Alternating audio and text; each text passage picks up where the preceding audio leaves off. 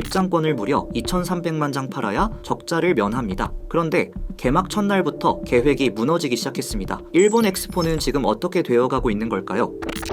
일본은 엑스포 강국이었습니다. 1970년 오사카 엑스포. 버블 경제 시기에 전 세계가 일본의 기술력과 번영에 주목했을 때였습니다. 그리고 55년 만에 재유치를 한 이번 엑스포는 부활의 상징이 될 수 있을지 주목받았습니다. 게다가 한때 일본 제1의 도시였던 오사카는 도쿄에 밀려 쇠퇴했습니다. 이번 엑스포는 그 오사카를 되살릴 승부수였습니다. 하지만 그 계획은 완전히 무너졌습니다.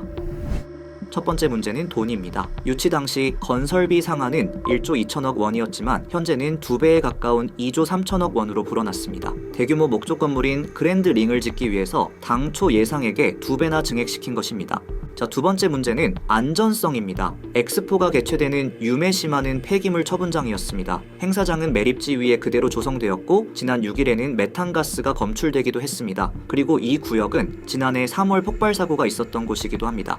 이 사건을 본 일부 학교는 예정되어 있던 수학여행을 취소하기도 했습니다. 언제 터질지 모른다는 불안감이 크기 때문입니다. 게다가 그랜드 링에 후쿠시마산 목재가 사용됐다는 보도까지 겹치며 불씨는 더욱 깊어졌습니다.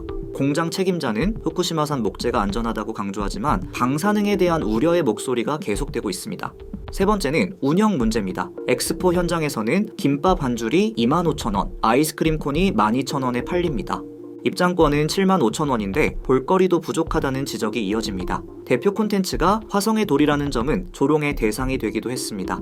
네 번째 문제는 마케팅 실패입니다. 엑스포의 마스코트 мя쿠мя쿠는 눈이 5개 달린 흉측한 생김새입니다. 당연하게도 대중의 반응은 싸늘했습니다. 기괴하다는 인식이 퍼지며 오히려 브랜드 이미지에 손해만 입혔고 유니버설 스튜디오와 비교되며 체면만 구겼습니다. 엎친 데 덮친 격으로 개막 당일 그랜드 링에서는 누수가 발생했고 현장에서는 통신 장애로 입장이 지연됐습니다.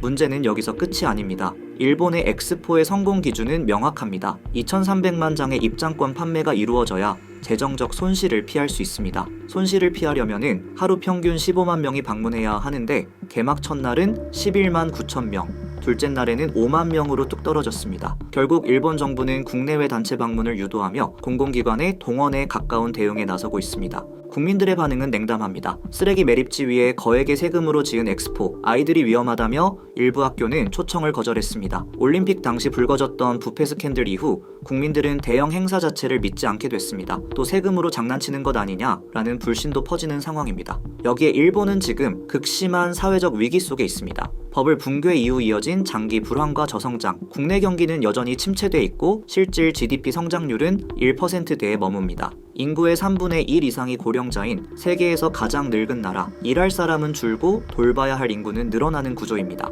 이번 엑스포는 일본이 이 모든 문제를 단숨에 뒤집기 위해 준비한 한판이었습니다.